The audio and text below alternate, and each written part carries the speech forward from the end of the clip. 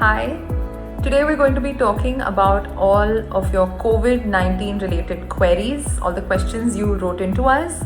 At the same time, hopefully, we'll be dispelling a few myths related to COVID also. So here goes.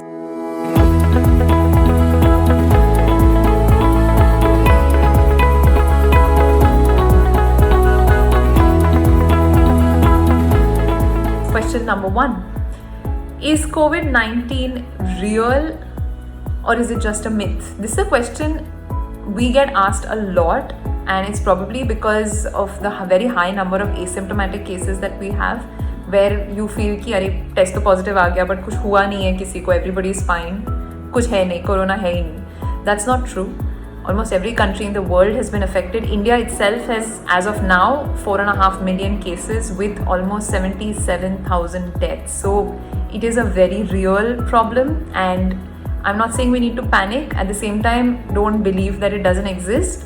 We need to find a middle ground and understand that we need to be vigilant. We need to take care of ourselves, and if we take proper precautions, we can most certainly start living according to a new normal that we have set.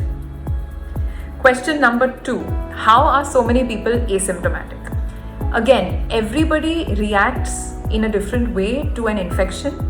So while some people are asymptomatic, if you have a good strong immunity, if you don't have too many other problems like diabetes or blood pressure or cancer or asthma or any other such illness, if you do get this infection, you could have a good chance of being either asymptomatic or getting away with a very mild illness, say just a mild cold or a runny nose or a sore throat, or even one single spike of fever.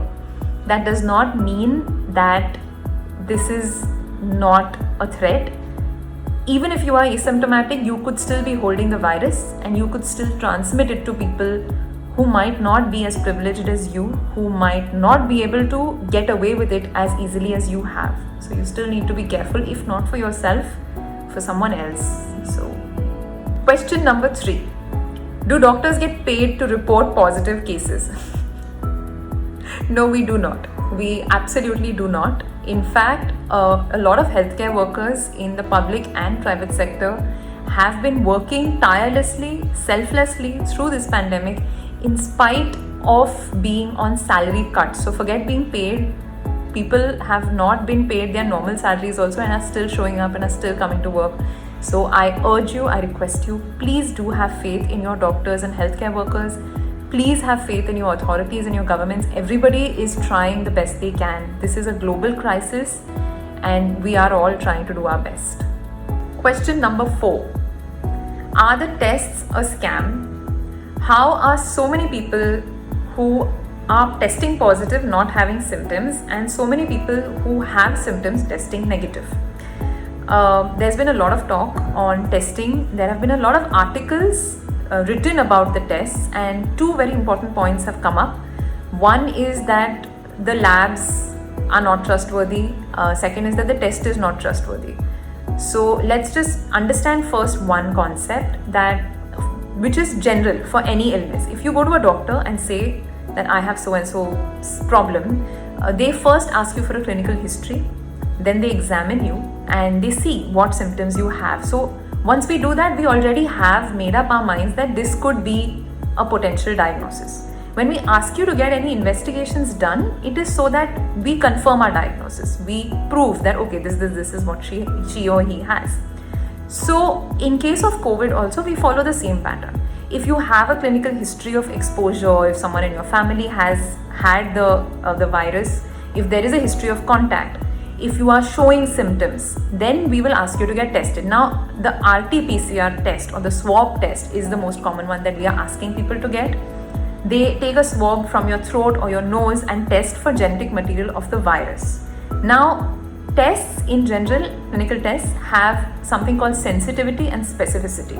So this test is highly sensitive, which means that if you test positive, you definitely have the virus and you need to take whatever treatment is given to you by your respective doctors. The specificity is a little doubtful, which is why if you test negative, you may or may not be negative. There is a small chance that a negative test may not be actually negative. It's what we call a false negative, which is why we don't only rely on the test, We also look at your symptoms. We see your clinical history. Doctors, if they have a strong suspicion that you still have COVID despite a negative test, they might also ask you to get other tests done, other blood tests done, or get a CT scan, which is also turning out to be a very effective investigation in these cases. So we don't just base it on one single test, first of all. So you will be well taken care of. Again, secondly, because of this doubt of false negative tests, there has been a lot of uproar on the testing itself. Please remember that a positive test is always a positive test. You cannot doubt that. So don't even think about it or go in that direction. A negative test may or may not be negative. So you want to listen to your doctor, see if they have a strong index of suspicion in you, and then go ahead with whatever treatment plan is decided for you. If you have symptoms and you're negative, please understand either they will ask you to repeat a test or get some other test like a CT scan or certain blood tests and watch for symptoms at the same time. So I'm going to end this round of Q&A right here, but we'll be back soon with another video where we will be answering all of the doubts and questions that you have bombarded us with related to masks. Are they really necessary? What types of masks are available? Which is the best mask to use in your given condition? Do masks cause carbon dioxide retention and low oxygen levels? Are they really harming us instead of helping us? Are they really, really useful? All these questions and more answered in our next video. Stay tuned. Until then, you know what we say. Stay safe and stay healthy.